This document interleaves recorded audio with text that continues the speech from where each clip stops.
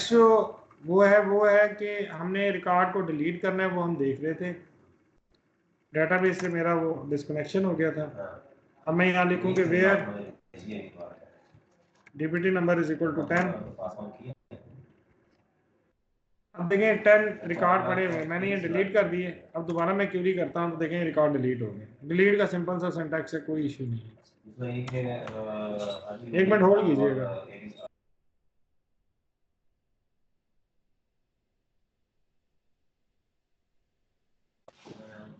अच्छा, तीसरी जो चीज़ है वो है अपडेट।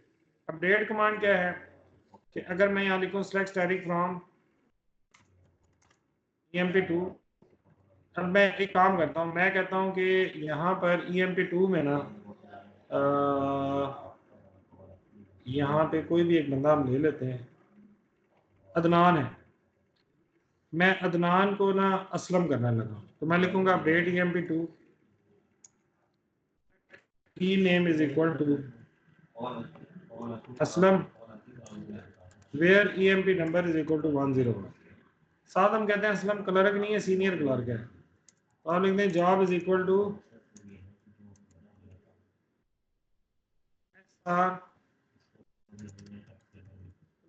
वो कॉलम अपडेट कर रहा हूँ, एक ही बात है ये नहीं। अब आप क्यूरी करें, ये देखें असलम हो गया और सीनियर क्लर्क हो गया, लेकिन कमेंट करना जरूरी है। अगर मैं यहाँ पर रोल बैक कर दूंगा तो क्या होगा, वो रिकॉर्ड रोल बैक हो जाएगा, यानी कि जो हमने चेंजेस किए वो खत्म हो जाएंगे। यानी मैंने रोल बैक कर दिया। रोल बैक के लिए जो कमांड होती है वो रोल बैक होती है। आप इस तरह रोल बैक लिख दें या ये बड़ा बटन दबा दें, एक ही बात। अब अगर मैं यहाँ पर जाकर देखूँ तो वो जो असलम था ना वो दोबारा दनान हो गया। मैं कहता हूँ नहीं यार, इसको फिर कर देते हैं। ये मैंने इसको कमेंट किया और ये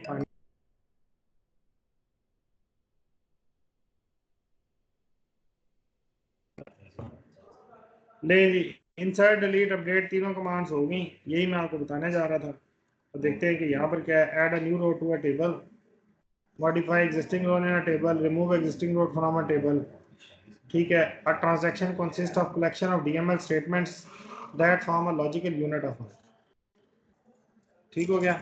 उसके बाद नेक्स्ट जो है वो adding a row into a table. ये हमने रो ऐड की, इसने एक एग्जांपल दे दी इंसर्ट की, मैंने आपको करके दिखाया था, इसने सिंटैक्स लिख के दे दिया। उसके बाद इंसर्ट करने का एक ये तरीका भी है। उसके बाद नीचे इसने एक एग्जांपल दी, इसने कहा enclose characters and date value in single quotations. ये देखें यहाँ पर अगर कोई डेट ये कैरेक्टर है, इसको हमने सिंगल कोट में डाला हुआ है, लेकिन मैंने जो यहाँ सिस डेट की एग्जांपल दी थी, जो कि सिस डेट फंक्शन होता है इसलिए हम उसको सिंगल कोट में नहीं डालते। लेकिन अगर यहाँ कोई फिक्स डेट होती तो फिर मैं इसको सिंगल कोट में डालता। ठीक हो गया। और सिंगल कोट में डालता तो मेरा जो डेट का फॉर्मेट था वो वही होना चाहिए था। मिसाल के तौर पे 19 नवंबर 2019, ये हमारा फॉर्मेट है। अगर हमने किसी और फॉर्मेट में डालना है, अगर मैंने यूँ लिखना है नवंबर 19 2019, तो फिर हमें यहाँ पर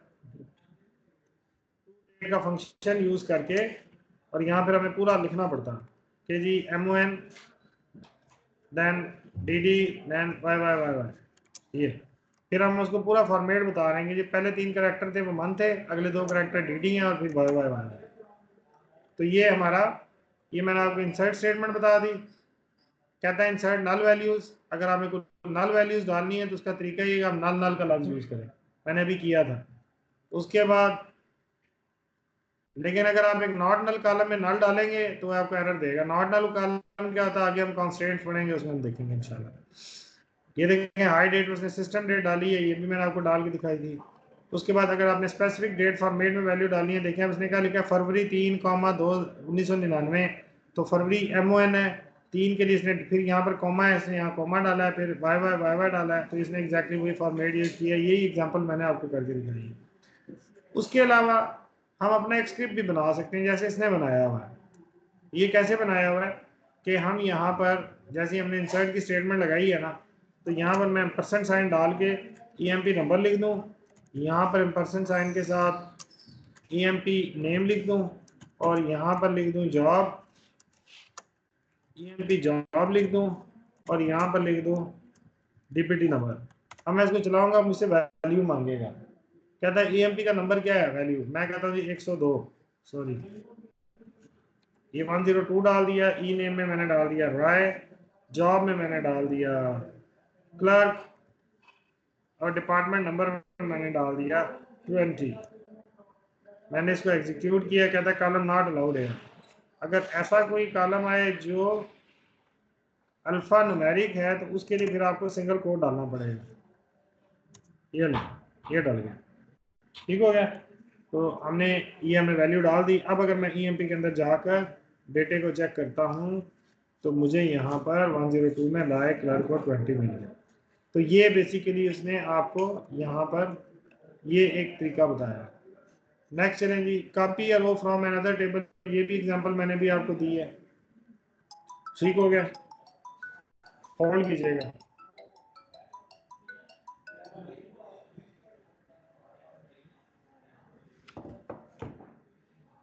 अच्छा, उसके बाद changing data into a table, हमने डाटे को चेंज कर दिया। अपडेट स्टेटमेंट मैंने आपको बता दी, फिर अपडेटिंग वो जितने रोकर रिकॉर्ड्स अपडेट होते हैं वो बता दिया। टू कॉलम्स को हमने कैसे अपडेट करना है थ्रू सब क्यूरी, कोई मसला कोई नहीं है। ये देखें job ID is equal to, यहाँ से क्यूरी स्टार्ट हुई और यहाँ क्यूरी एंड हो गई। सब क्यूरी आपने ऑलरेडी पढ़ी हुई है, कोई मसला नहीं है। सैलरी ये भी सब क्यूरी है, ये भी सिंपल सी एग्जांपल है, आप इसको खुद से ट्राई कीजिएगा।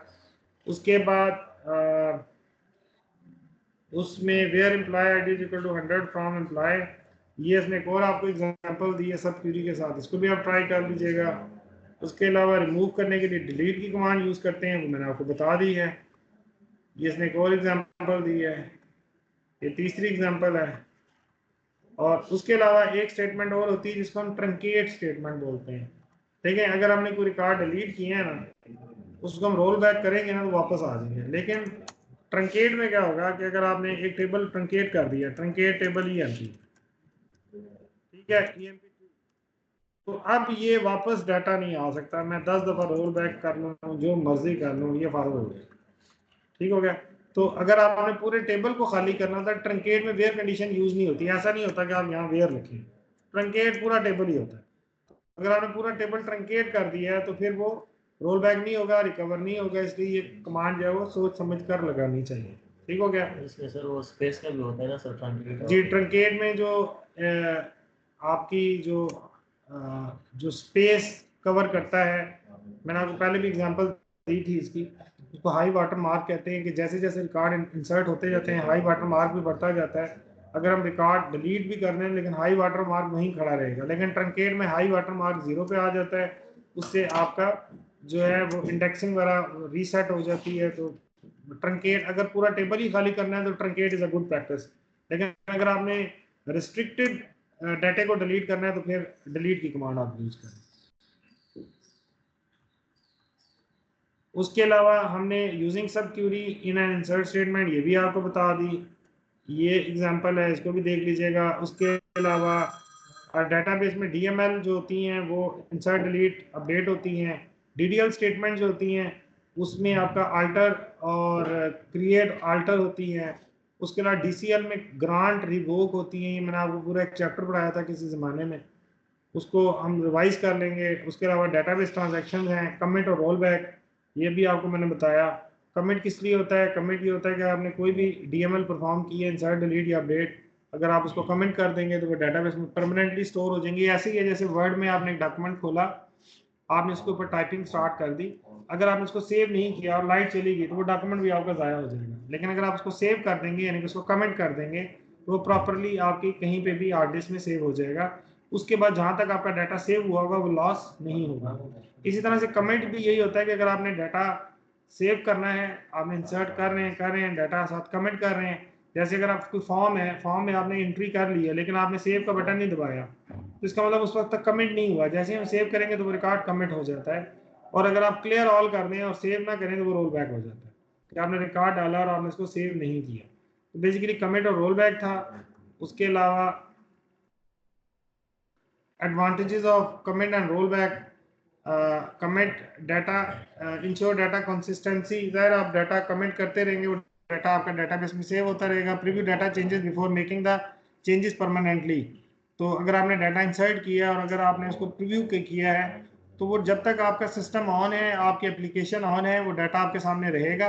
अगर आपने कमिट कर दिया तो परमानेंट सेव हो जाएगा, रोल बैक कर देंगे तो वो जो डाटा आपने डाला है और सेव नहीं किया वो रोल बैक हो जाएगा।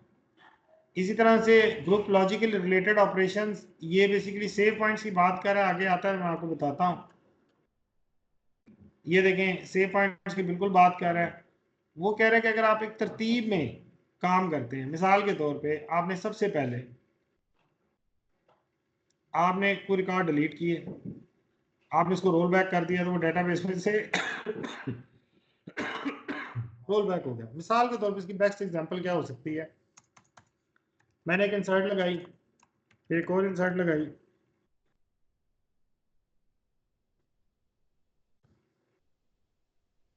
उसके बाद एक और इंसर्ट लगाई, फिर मैंने डिलीट की स्टेटमेंट लगाई, फिर डिलीट की स्टेटमेंट लगाई, फिर एक अपडेट की लगाई।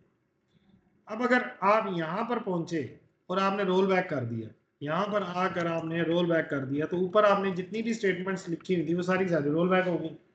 ऐसे ही है ना। ये तो 4-5 स्टेटमेंट्स थी, आपको इतनी तकलीफ नहीं हुई। डाटाबेस में हजारों लाखों ट्रांजैक्शन जारी होती हैं, और अगर आप उस वक्त 2 लाख या 25 लाख रिकॉर्ड चलेंगे और आपको रोल बैक करना पड़ेगा तो 25 के 25 लाख रिकॉर्ड रोल बैक होंगे। लेकिन अगर आप ये करेंगे, आप कहें यार इन रिकॉर्ड्स को, इन 3 को मैं सेव पॉइंट ए कह देता हूँ, मैं कहता हूँ ये तीनों जो है ना वो सेव पॉइंट ए में पड़े हुए हैं, और ये तीनों सेव पॉइंट में चले गए। इसी तरह से फिर आप एक और सेव पॉइंट बना लें, सेव पॉइंट बी, होल्ड कीजिएगा।